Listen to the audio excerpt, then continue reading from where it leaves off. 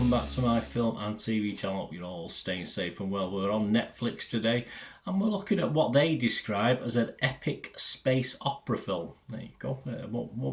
Not too many people have agreed actually, but it's certainly epic, perhaps in scale. I mean, this is part one we're going to look at today of this film, and it's almost 120, 2 hours, 2 hours 50, almost 2 hours and a quarter. Obviously, take the credits out, just over 2 hours.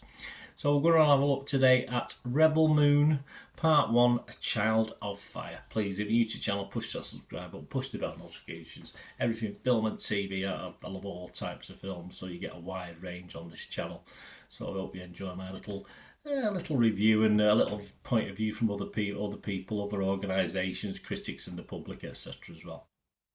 All your comments, please let me know on this or anything to do with film and TV, and I will respond. Or if it just needs me to give you a thumbs up, I will. Like I hope you will give to this vlog as well. Give us a thumbs up, give us a like, and of course I do have a little football channel as well with my team, Manchester City. So if you or anyone you know is interested, give me a kick in my direction. I'll be very grateful. Right, this is directed by Zack Snyder. Yes, a lot of criticism of old Zack. Cost a lot of money. Yeah, a lot of money. I won't embarrass them. Have a look at the budget for this. Well, it might embarrass them. See how I feel in a minute. It stars Sophia Boutella, John Hunsu, Ed Skrein, Michael Huisman, Donna Bay, Ray Fisher, Charlie Hunnam, and Anthony Hopkins. Yeah, well, certainly the voice of Anthony Hopkins. And it's set in a fictional galaxy. Yes, this isn't any sort of, in theory, connection with any of the famous sci-fi films, especially Star Wars, of course. It's set in a fictional galaxy ruled by the Mother World, whose military, yes, hints of the Dune as well in this, but yeah, to compare this to Star Wars and Dune, we're pushing it just a little bit. Anyway, the Mother World, whose military, the Imperium, threatens a farming colony on the moon, Velt. Cora, a former Imperium soldier, ventures on a quest to recruit warriors from across the galaxy to make a stand against the Imperium before they return to Velt. Yeah, Magnificent Seven, anyone? There's lots of little takes from different things for this one.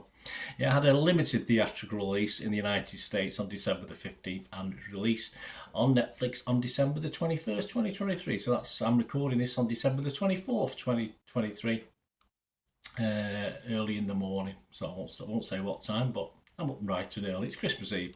Rebel Moon Part 2, yes, The Skygiver, is scheduled for release on April the 19th, 2024. Are we excited? Are we looking forward to that? Well, probably, possibly, not overly.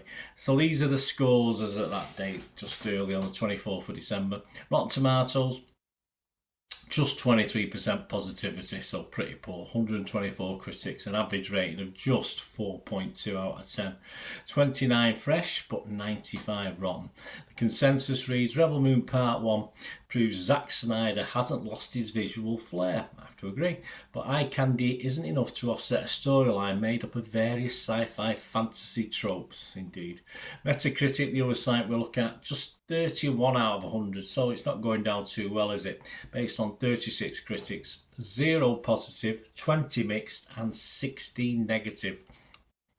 Not fantastic. Neil Smith, though, from Total Film, he wasn't totally unhappy. He said Snyder's passion project risks becoming subsumed, I don't know what that means, I'll have to look that up, by its own self-importance, but delivers bombastic mayhem and grandiose visuals by the bucket load. He gave it 60, Neil, so he quite liked it, but more or less with the majority of people. Empire scored it 40. I don't know which writer this is. There's no list of who it was, but they said, despite some cool action sequences and interesting aliens, the first Rebel Moon installment is a disjointed ride through an under-realised universe.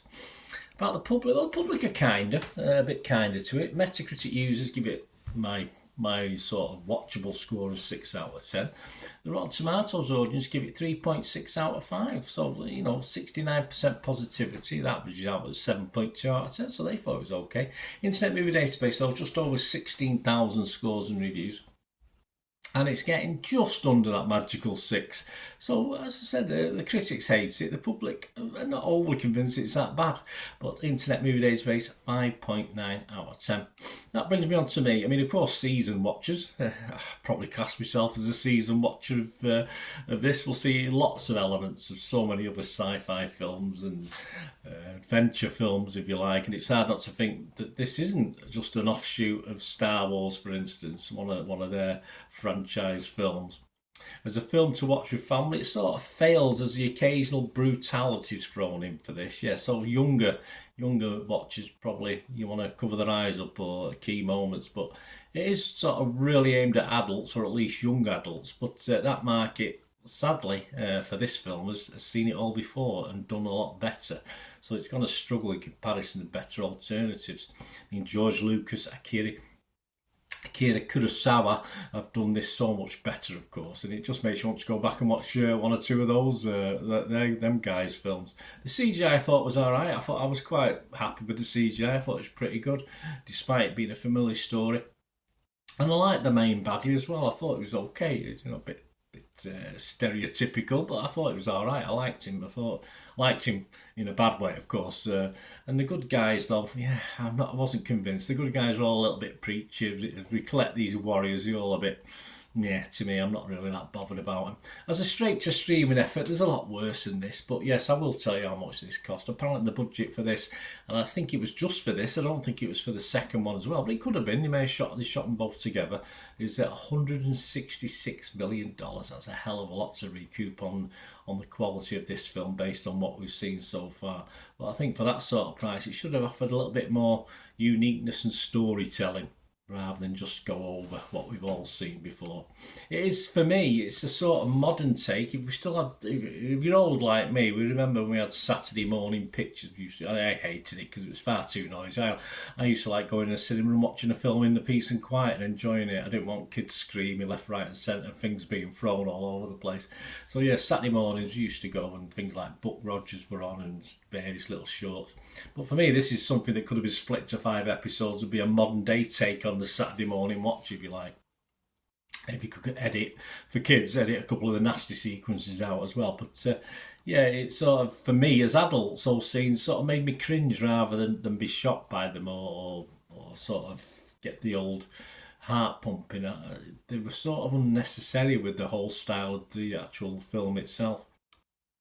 If this had been made for $16 million and not $166 million, yeah, it would definitely been a throwaway watch, and okay as it is. It's just not enough to please some of the younger end of the public, but there is enough to please some of the younger end of the public who've not been here before, but almost none of the longer in the tooth guys like me, of course, who've been around seeing this sort of thing. But I am going to give it a score. I'm not going to be totally no score on it. I will give it a score. I'd have to be rotten, of course, on Rotten Tomatoes. I couldn't be fresh on this, but it is borderline. But I'd have to be rotten. I'd have to be mixed on Metacritic. And what I'm going to do, because as I say, it's not a massive abundance of sci-fi stuff, so I'm going to give it 5 out of 10, even though it's a bit corny. We've seen it all before. I will give it my minimum. Any less than 5, I don't usually rate a film. So I'll give it 5 out of 10. I'll be kind to it. They spent a lot of money on it, and as I said, it didn't cost out. It's on subscription, so I didn't have to go out to a cinema and watch it or pay the money, or pay to rent it. So I'm all right with that. I say I could watch it in the background while I was doing other things, and that's a nice sort of background noise to have while I'm doing perhaps. I'd say less interesting things then, but probably just as much boring things as standard things that people do in life, of course. Anyway, thanks for watching, guys. Let me know what you think. Let me know your scores. Great to hear from you. Until we meet again. Oh, that's one thing. Don't please stay safe, everyone. Bye for now.